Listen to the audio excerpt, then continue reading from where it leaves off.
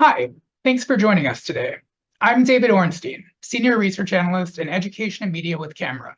Joining us today are Camera Senior Research Analysts David Littman and Ricky Hollander, who will be discussing Confronting Anti-Israel Settler-Colonial Narratives, focusing on the spread of anti-Israel extremist views and misinformation in Brown University's Center for Middle East Studies and Choices program. David and Ricky will speak for about 35 minutes. After their presentations, we'll go to the Q&A. If you move your cursor to the bottom of your screen, you'll see the Q&A icon. Please click there and type your questions while David and Ricky are speaking. Without further ado, I'm handing this over to you, David. Well, thank you, David.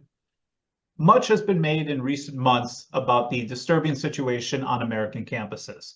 After October 7th, many Americans were shocked at the images they saw of students and faculty justifying and even celebrating Hamas's horrific atrocities. Then there was the equally shocking congressional testimony of the presidents of Harvard, Penn, and MIT, who could not bring themselves to say that calls for genocide of Jews violated school policies. Unfortunately, at Camera, we were not surprised. Over the years, there have been numerous exposés of the horrendous rhetoric of extremist faculty or students. But at Camera, we had decided to do a deeper dive because this is clearly not about just a few bad apples. Rather, something is rotten at a much more fundamental level. Rather than just naming and shaming bad actors, we needed to shine a light on how academia has been becoming increasingly corrupted in service of an anti-Semitic and anti-Israel ideology. Prompted by the concern of some alumni, we decided to start by looking at Brown University. In particular, our attention was directed to the university's Center for Middle East Studies. The center was founded a little over a decade ago under the leadership of a professor there by the name of Bishara Dumani. What we found was much deeper and much sicker than the run-of-the-mill anti-Israel bias. We found an entire academic program engaged in ideological indoctrination in which violent anti-Semitism isn't just tolerable, but admirable. So to begin, I want to contrast two statements that I'm about to show you. First, I want to read from the program for the very first academic conference the center put on under Dumani's leadership with a theme of knowledge production. The description of the conference reads in part, "It is a truism that scholarly production and established ethical codes are guided more by institutional imperatives and power structures than by emancipatory commitments. These imperatives determine lines of inquiry, frame research methodologies, guide the selection of which times, peoples, and places are privileged and which ones are ignored. In academic settings, dissident movements are not seen as important knowledge producers in their own right. Knowledge production, we are told, is a prerogative of professionals." And I want you to remember that line in particular. It then concludes with this line, "How can we imagine an ethical code that transcends disciplinary constraints?" Now, contrast this statement with the brief clip I'm about to show you, featuring Dumani speaking at a panel just 3 years later. Just before this clip begins, an Israeli student had asked Dumani why the panel only featured people who agreed with each other about the evil of Israel. Here's how Dumani responded. It's important to explain that this is not a debate, and it's not meant to be a debate.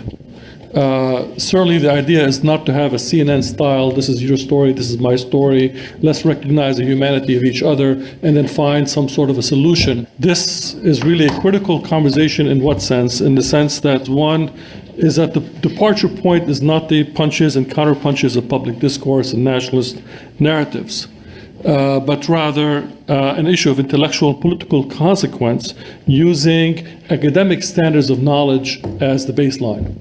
So Israel cannot be understood properly unless the features of it as a settler-colonial project are understood.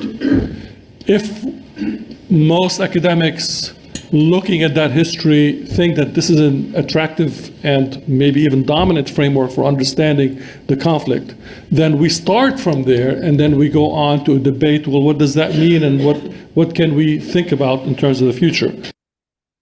So allow me to summarize. Well, first setting out, Doumani accused academia of not being open enough to his fringe theories. But once established and in control, suddenly he believed in academic gatekeeping. Doumani used his platform to try to corrupt the system himself so that he can control which ideas students are allowed to hear. And his acceptable boundaries exclude anything short of extreme anti-Zionism. This is what my case study, which focused on the Center for Middle East Studies, documents based on dozens of course syllabi and recordings of lectures and panels. We found numerous instances of overt anti-Semitism. We found glorification of Hamas. We found a pattern of denying and distorting mainstream Jewish identity. But more fundamentally, we found that these professors were framing the world almost exclusively through post-colonial and postmodernist thought. In particular, they consistently return to what they call the settler-colonial paradigm in course materials and events.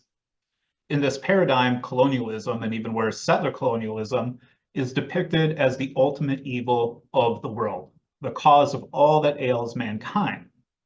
And at Brown, the Jewish state is depicted as the ultimate manifestation of settler colonialism. It's a classic formulation of anti-Semitism. Throughout history, Jews have been cast as a manifestation of the greatest contemporary evil. So to show just how all-encompassing this indoctrination really is, I want to show you a few examples from course syllabi. The first example comes from a history course taught by Doumani about the Palestinian people. One need only look at the required readings to get a sense of the course. You have a book by Doumani himself, and you can guess what it said. You have a book by Edward Said's protege, which depicts the history of Israel and the Palestinians only in terms of Israeli settler colonialism and Palestinian resistance. And then you have a book by a prominent member of the terrorist organization PFLP. Ghassan Kanafani was notably involved in a terrorist group when it carried out its infamous Lod airport massacre. Here's another Doumani introductory history course about the entirety of the making of the modern world. Now, how do you suppose he would frame the making of the modern world? Well, it's a product of imperial conquests and settler colonialism. And naturally, Palestine is depicted as an example of settler colonialism. Now, here's another recent course that helps illustrate the indoctrination. The entire premise of this course is that Palestine is akin to Turtle Island or Standing Rock. And implied is that Palestinians must benefit from decolonial practices against the imperial visions of the Jewish state. Despite being a film class, creativity and unique perspectives were not really encouraged. Students were told they would be required to anchor their approaches in, quote, anti-racist, anti-imperial, anti-capitalist, and intersectional feminist modes of thinking about Palestine.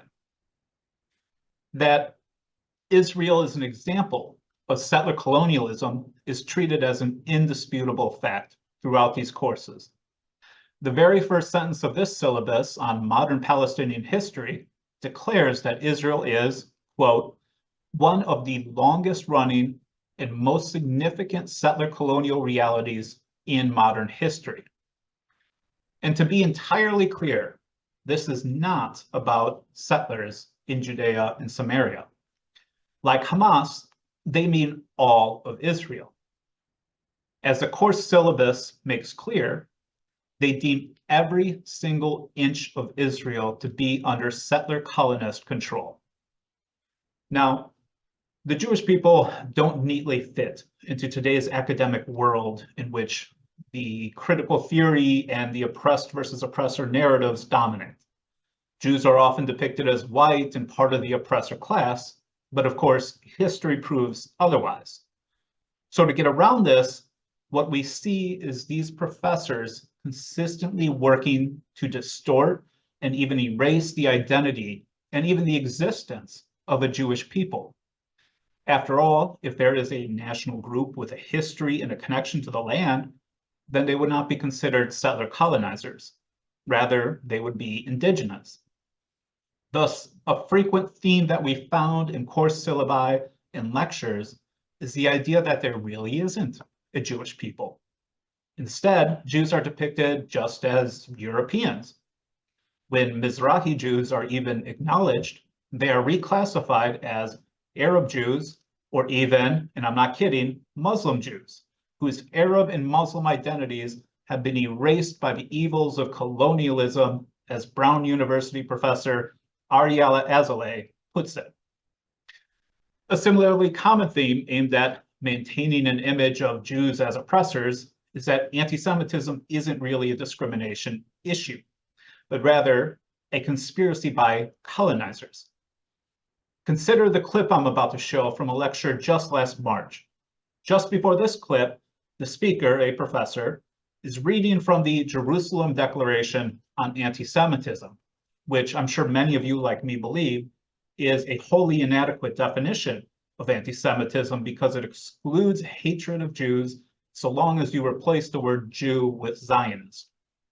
In particular, the speaker was reading from a part of the JDA which cited several human rights documents, such as the Universal Declaration of Human Rights.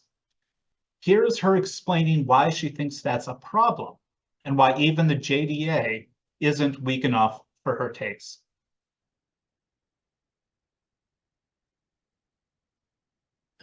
Anxiety because they have found themselves living in the midst of a Jewish mob thirsty for Palestinian blood, a crystal-knocked mob. I believe that was the wrong clip.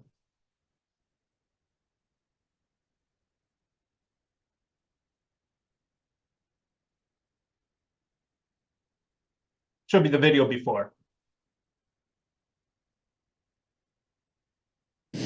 So these citations may seem innocuous, but by citing these international legal texts, JDA explicitly positions itself within liberal international law, the modern international legal system.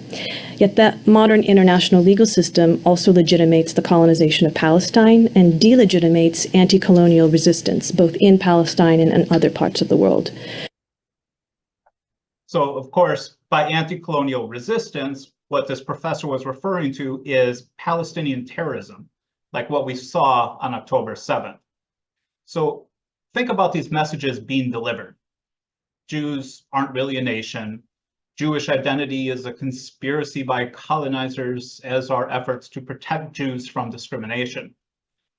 Having indoctrinated students with these messages, it becomes easier for these extremist and bigoted professors to begin to justify the unjustifiable. Suddenly, overt anti-Semitism doesn't seem wrong, but rather righteous, as does violence against these oppressor Jews. So to illustrate, here's a clip, which you just saw, but we'll play again, talking about this is from a Brown University professor by the name of Adi Ophir, and he's talking about the anxiety of people that were living among Israeli Jews during the May 2021 Israel-Hamas war. Anxiety because they have found themselves living in the midst of a Jewish mob thirsty for Palestinian blood, a crystal-knocked mob. Incredibly, 2 years later, this professor was selected to teach an entire undergraduate course on anti-Semitism. Because at Brown, apparently, education about anti-Semitism is to be done by example. Now, here is the same professor later in that same panel describing Hamas.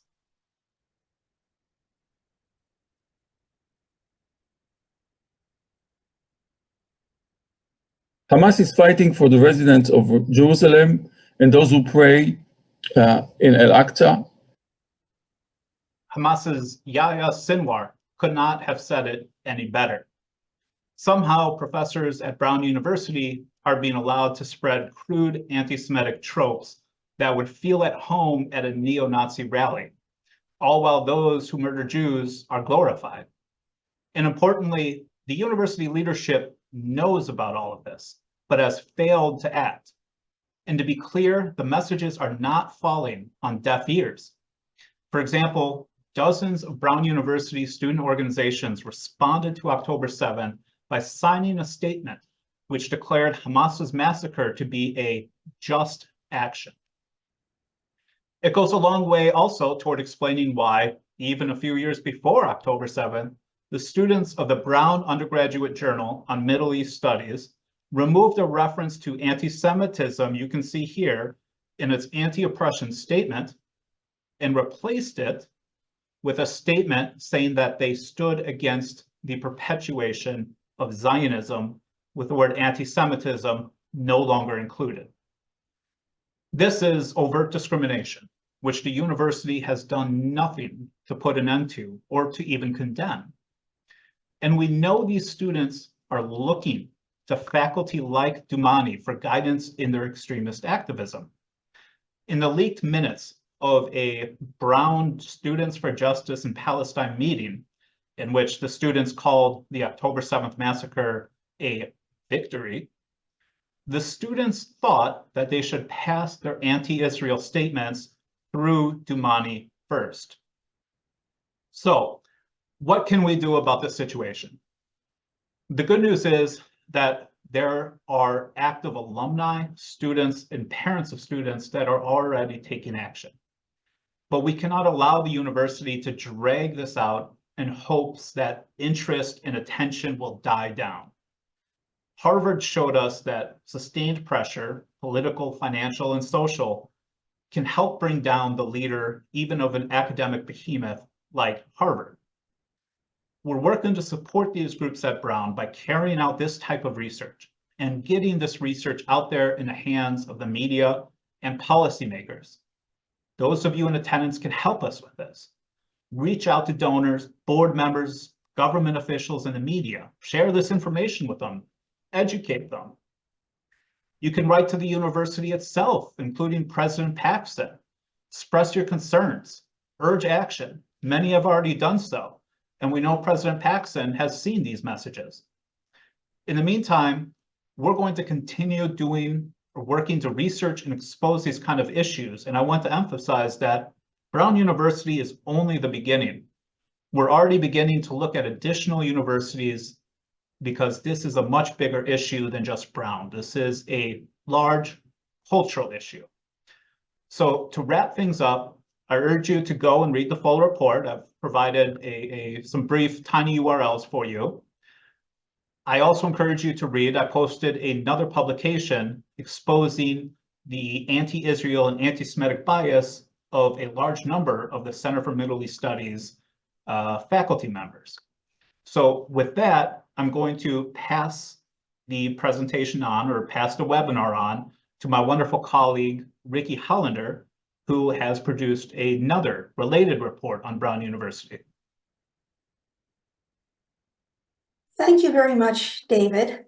And I'm going to talk about Brown University's Choices curriculum for high school, specifically the portion that deals with Israel, Zionism, and the Arab-Israeli conflict, the topics whose treatment seems to be influenced by the university's Middle East Study Center that we just heard about. The Choices program actually predates the center.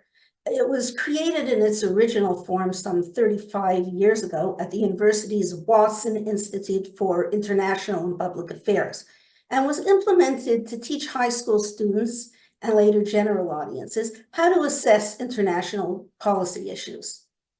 Over the years, the program was expanded to provide a social science curricula for secondary schools, and since 2018, it's been affiliated with Brown's History Department.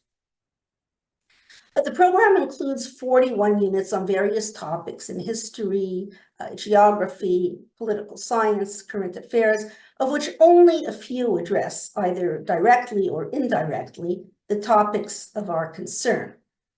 The main unit addressing these topics is called The Middle East, Questions for U.S. Policy. And this was the primary focus of my analysis, although we also included other units where the topics were tangentially addressed.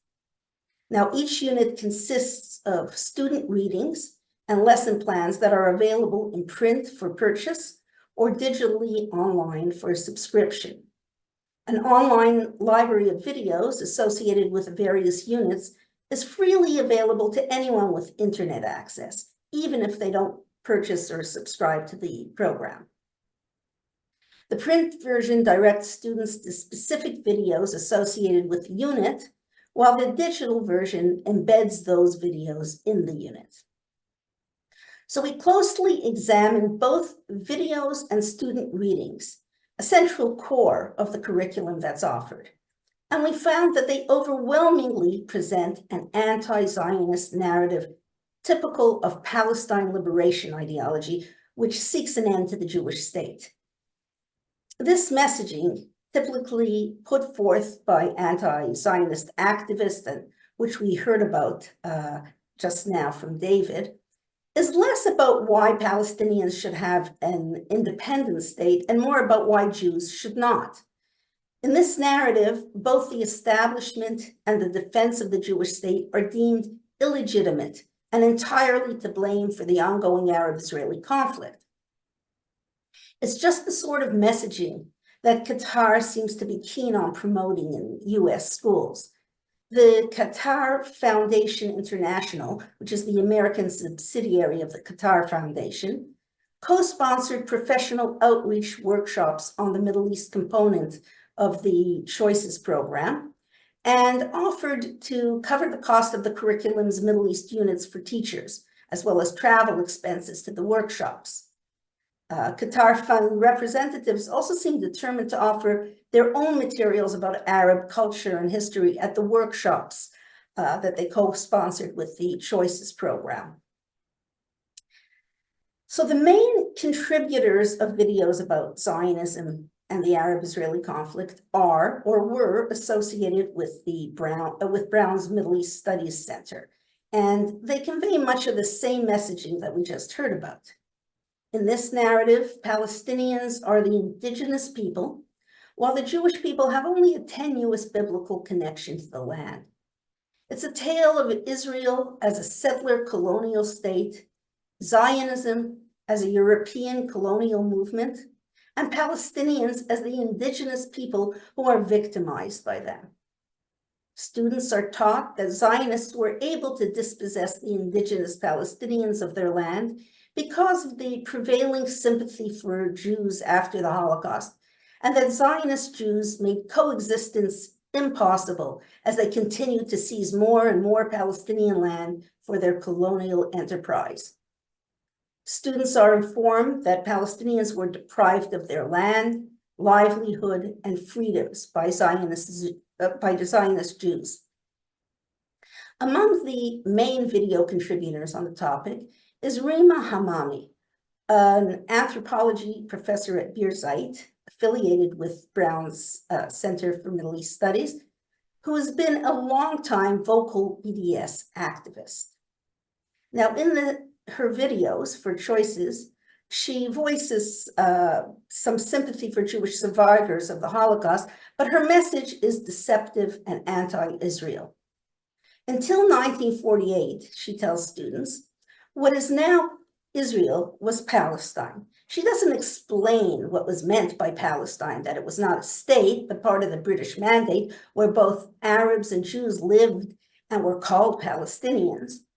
Her use of the term Palestine is to suggest that this was the Palestinians' native land. She calls the Palestinians indigenous and refers to Palestinian Arabs, both Muslims and Christians, but never to Palestinian Jews, as the Jewish residents were then known.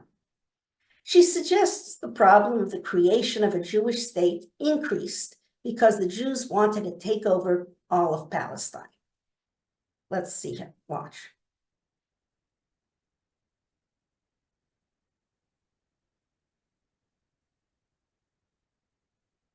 Zionist movement, who represented the vast majority of Jewish people at that time, wanted that home to be in biblical Israel, which was Palestine. So we have this problem. We have one group of people saying this is our biblical homeland, and another group of people who were living there saying, but this is where we live and where we've been living for thousands of years. But due to the circumstances at the time, and the understandable sympathy with the Jewish people, the UN decided to, what they call partition, to split the land and say, okay, these parts are going to be the Jewish homeland, they're going to be called Israel, and these parts are going to be for the Palestinians. And they said very clearly that the parts that are going to be the Jewish homeland, the indigenous people, the Palestinians who are living there, should have the right to stay. What you have now is that within Israel, which is much more powerful, from 1967, they took those last Palestinian territories that were left in 1948, which is Gaza and the West Bank, and then continue to keep building and trying to take more of Palestinian land. While she claims the indigenous Palestinians lived in the land for thousands of years, which is an arguable assertion in and of itself, given the demographic and movement patterns of Arabs in the region at the time, she says nothing at all about the millennia of Jewish history and habitation in the land of Israel, including times that Jews were sovereign, the only examples of autonomy in the long history of the land. There's no indication that Israel has always constituted a central part of Judaism and Jewish identity, and that throughout the millennia, despite various attempts to subjugate and expel Jews from their homeland, the Jewish people always returned to restore their communities. Nor is there any reference to Arab and Muslim colonialism that took over vast stretches of northern Africa and southern Europe, as well as the historic land of Israel. The only message here is to depict the Zionists as settler colonialists, and to promote this tale of dispossession and Palestinian victimhood. Hamami erases the repeated rejection by Arab leaders of peace offers and negotiations to create an independent Arab state. Also eliminated from her alternate history are the Arab wars of aggression and terrorist campaigns to rid the area of a Jewish state. Another contributor to the videos on this topic is Srimati Mitter, who was, at the time the video was made, a professor of Middle Eastern history and international and public affairs, affiliated with Brown's Middle East Studies Center. And she too has a long history of pro-boycott, anti-Zionist activism. She too conveys a similar message about settler colonialism.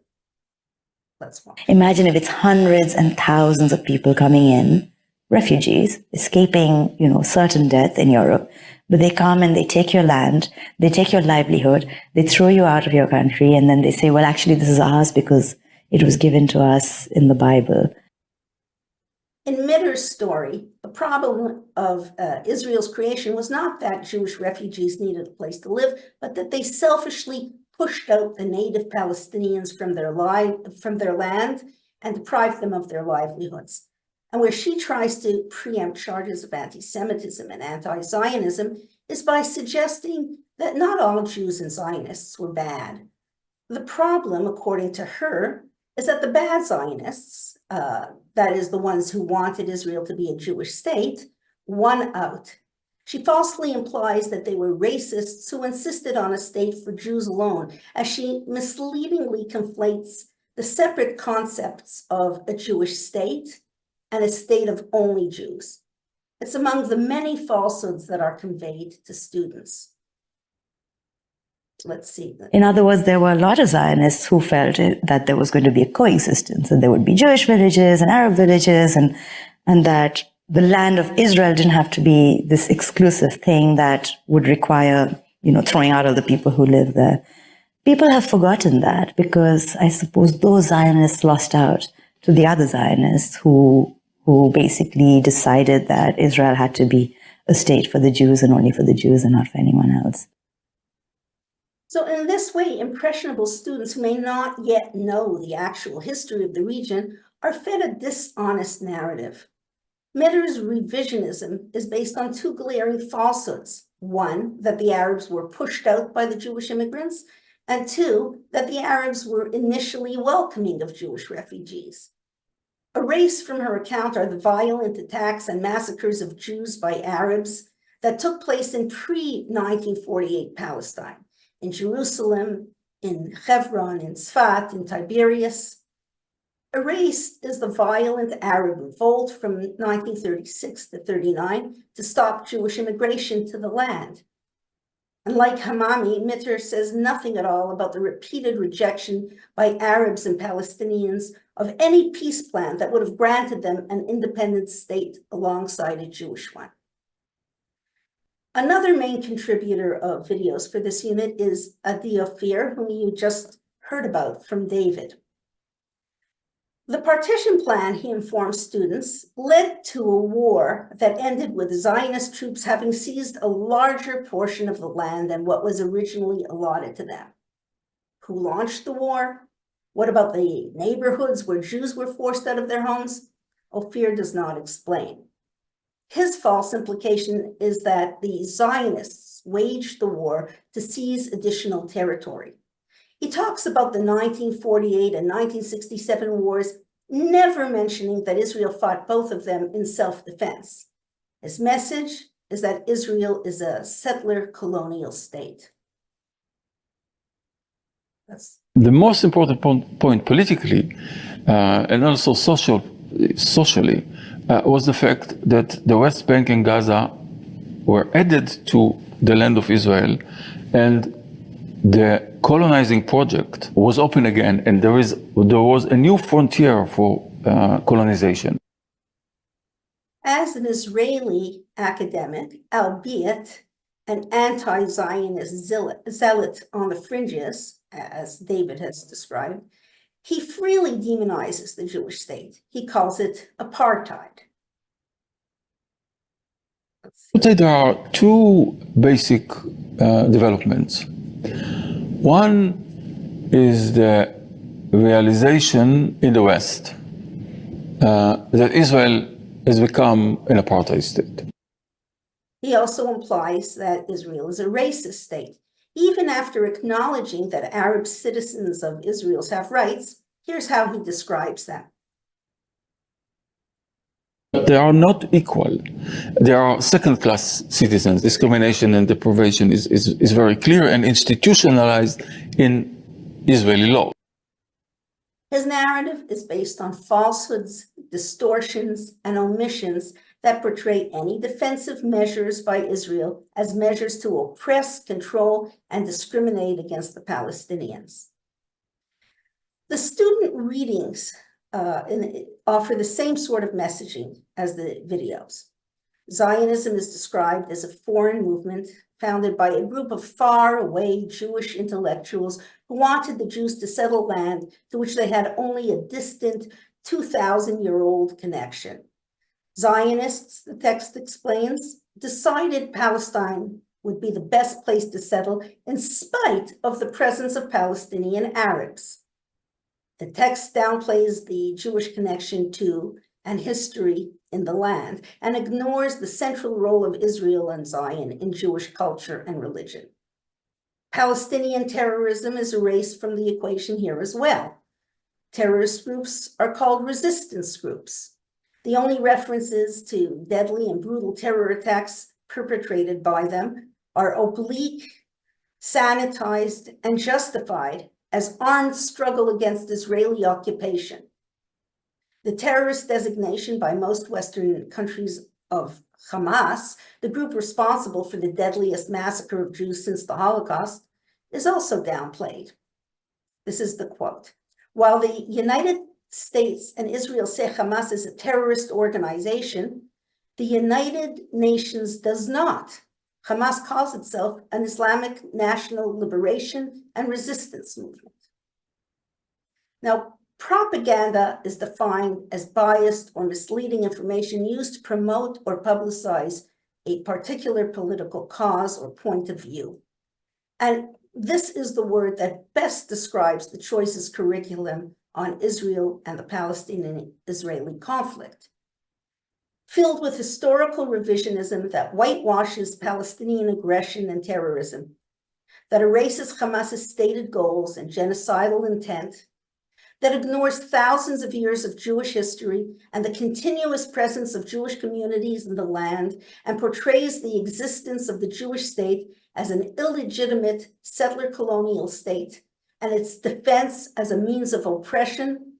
It entrenches the sort of anti-Zionist, anti-Semitic stereotypes and falsehoods that feed the growing anti-Semitism we are seeing in the US.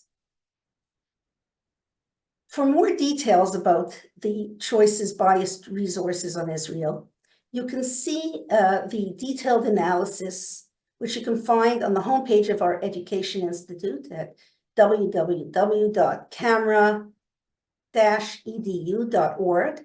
And there you would scroll down to the Camera Education Institute reports.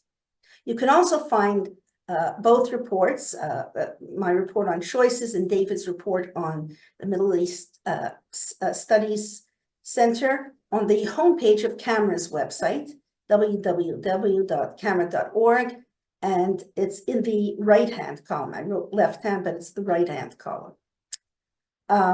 And this is what you can do to ensure American children are not indoctrinated with a false anti-Zionist narrative. The first thing is to determine if Choices materials, the videos and student readings, the ones about Israel, are being used in social studies classes. And to do this, parents can either ask history or social science teachers about what resources are being used, while others can ask the chairs of the History and Social Sciences department of their local schools.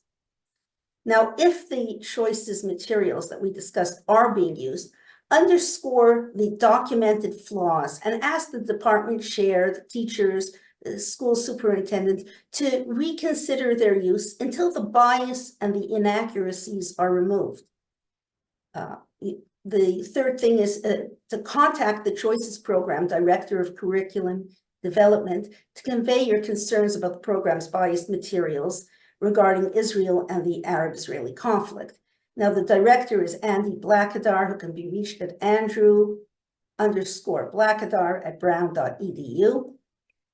You can also write to Brown University's president and the university's history department chair to express concern about the Choices curriculum's treatment of Israel that violates standards of fact, accuracy, and scholarly integrity. Urge them to ensure the redress of the problematic materials in the curriculum. And the president of Brown University is, as David mentioned, is Christina Paxson, and she can be reached at president@brown.edu or at Christina_Paxson@brown.edu. And the chair of the history department is Ethan Pollock, who can be reached at Ethan_Pollock@brown.edu. Thank you very much. And now we'll go back to David Ornstein. Thank you both for your informative presentations. One question we have is for you, David. How widespread is the anti-Israel bias among Brown University faculty?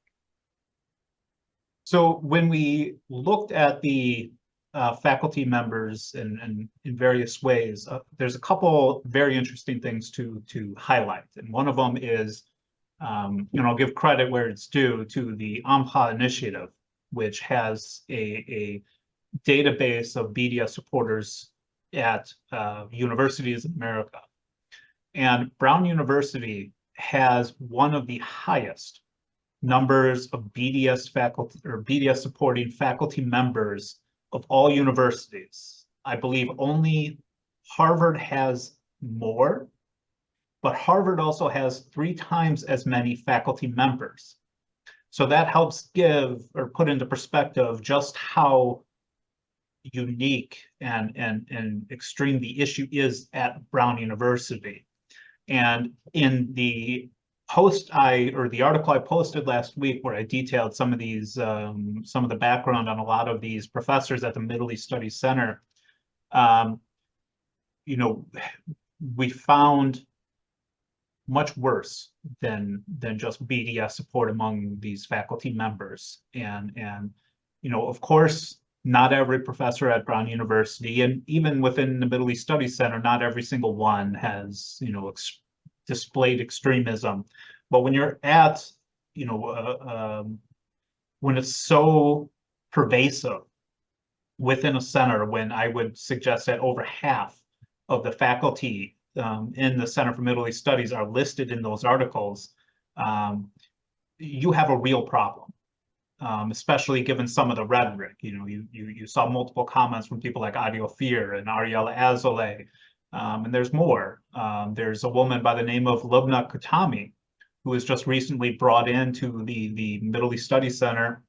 This is one of the co-founders of an organization called the Palestinian Youth Movement, which has emerged as perhaps the most extremist organization in America in terms of anti-Israel activism. It's a group that regularly celebrates terror attacks, regularly tries to bring on convicted terrorists to speak on campuses.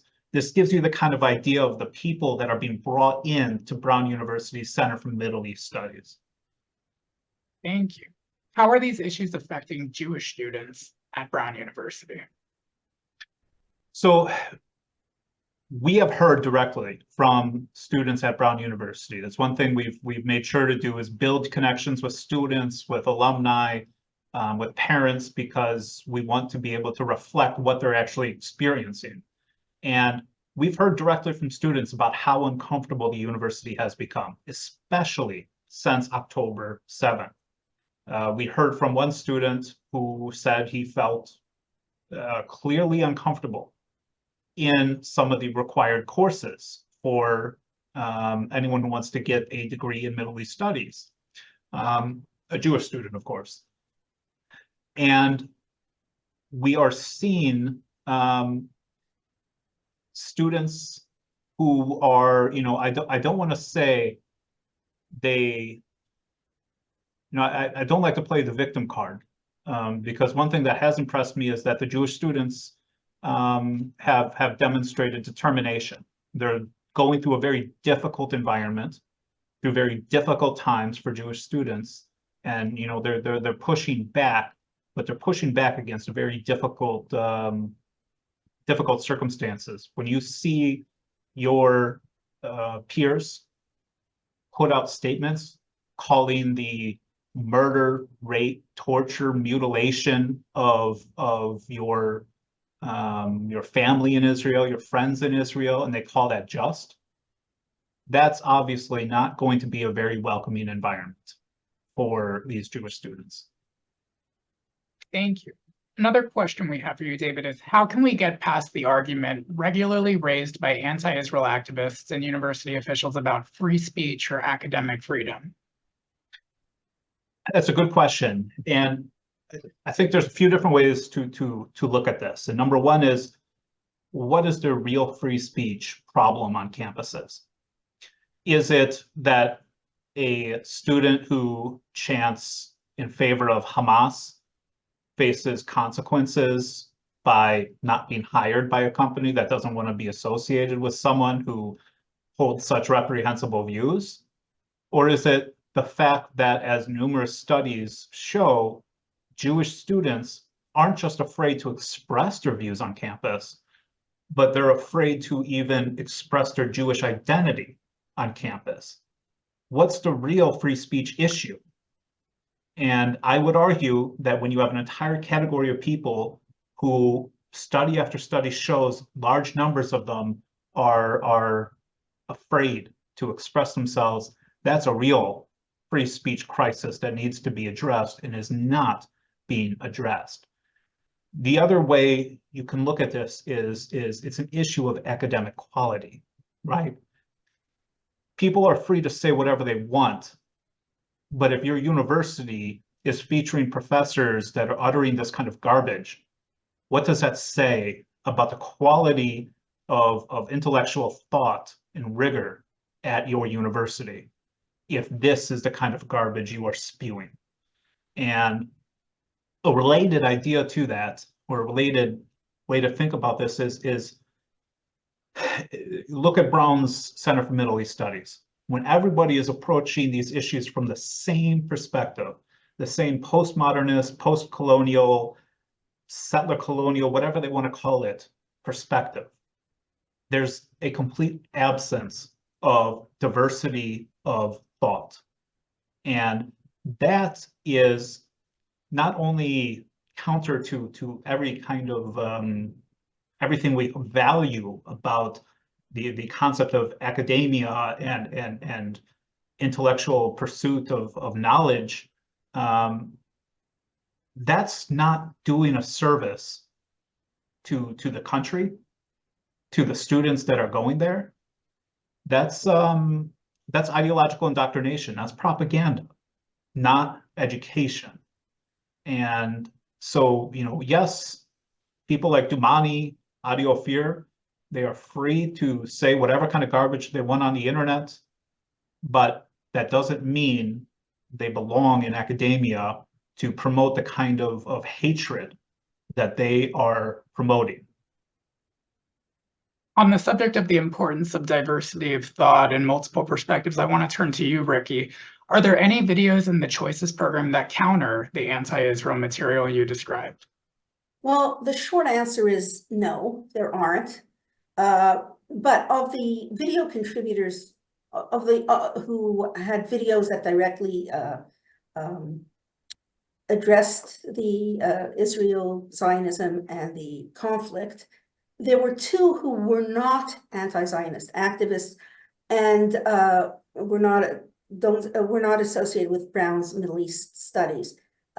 Melanie Kamet, who's at Harvard's Middle East Studies Department, and Ari Shavit, who was a columnist for the left-wing Haaretz newspaper. But first of all, they contributed only a very, very small fraction of the videos that addressed the topic. Their videos accounted for less than a quarter of the material. Almost 80% was from anti-Israel activists who were presenting propaganda. And that's not even counting the videos bashing Israel in other units that weren't directly focused on Israel. For example, there's a longtime anti-Israel activist by the name of Sarah Leah Whitson who contributed videos on human rights. And she took the opportunity to label Israel one of the worst offenders and claimed that the occupation of Palestinian territory is the most glaring war crime. Second of all, neither Kamet's nor Shavit's videos countered any of the misinformation that we heard that was put forth by all these other activists. And thirdly, the videos that were used as a basis for lesson plans were by the anti-Israel, anti-Zionist activists. The videos by Kamet and by Shavit were not used as basis for lesson plans. And it's also interesting to note that Kamet's videos predate the creation of Brown's Middle East Studies Department. Shavit's were made early on, about the same time that the anti-Zionist Hamami's videos were made, although she contributed double the number of videos. It's also interesting that the more recent videos were progressively more and more anti-Zionist. I mean, they felt freer and freer. So as material was added, it was only the anti-Zionist material. Can you tell us how widely used the Choices program is? Well, according to their website, they claim that their resources are used by 1 million students a year, and that their paid curriculum is available is used by 8,000 high schools across the U.S. and in some 200 international schools. And the videos, as I pointed out earlier, are freely available to anyone. So who knows how many teachers use the biased videos that we flagged. After all, they carry Brown University's stamp of authority and scholarly integrity. So who knows? You mentioned Qatar earlier in your presentation. Can you explain further the influence of Qatar on the Choices program? Well, we know that the American subsidiary of the Qatar Foundation partnered with the Choices program to sponsor teacher training workshops. They subsidized the cost of the workshop to teachers, and as well as travel expenses, and they offered teachers funding for subscriptions to the Middle East units of the program. They offered guidance on how to implement the units in classrooms, and they also offered online professional development workshops in addition to the ones that they co-sponsored with Choices. So clearly the Choices program is completely aligned with their own goals and their ideology, and they promoted it and instructed educators on how to use it. We also know that ever since the Middle East Studies Department came into existence with Bishara Doumani as the founding director, he brought in more and more anti-Israel activists, and the Choices program and even Brown University in general has become increasingly radicalized and anti-Israel. And as David just mentioned, it has one of the highest proportions of anti-Israel BDS supporters compared to all other other universities. Now, is there Qatari funding behind the Middle East Studies Center? Well, we don't know that, but we do know that the question of Qatari funding and its influence on these American educational institutes is being investigated. Thank you.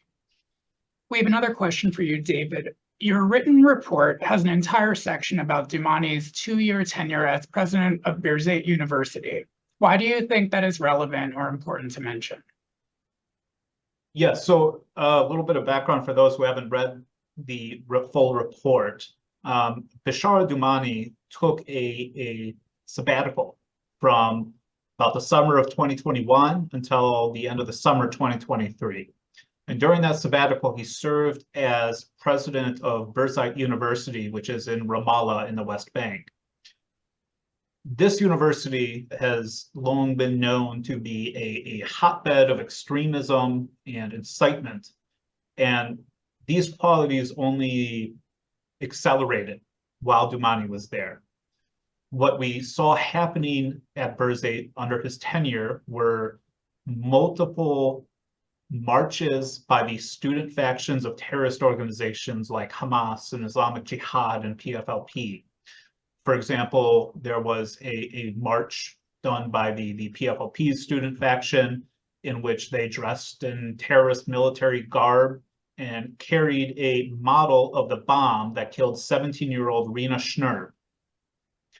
They had multiple marches of Hamas, in Hamas garb, depicting rockets, depicting the terrorists. And this obviously is bad in and of itself, but it gets even worse because while Doumani was there, the Hamas student faction won landslide victories in the student government elections. And the student government elections in Birzeit University, this isn't like, high school, let's plan the next homecoming dance. These elections give the terrorist factions the ability to use university resources to promote their propaganda, to recruit for their terrorist organizations, and other material benefits. And this is not this is not an imaginative or this is a very real problem because we saw multiple students attempt to murder Israelis from Birzeit University who had been incited, including by the university itself and including by Doumani himself. There was, for example, a ceremony where they honored terrorist who, or two terrorists actually, and called, they gave them honorary degrees. And they said that these degrees are a victory for the rightful. So this is how the university was inciting students at Berzite University. And the reason this is important to bring up is because if that is what Doumani was willing to tolerate at Berzite University and was willing to encourage at Berzite University, do you think he has a different approach when he's talking to American students? If he shows that kind of extremism in Ramallah, why wouldn't he show that kind of extremism in Providence, Rhode Island? And we see the boundaries being pushed at Brown more and more. We see Hamas being glorified.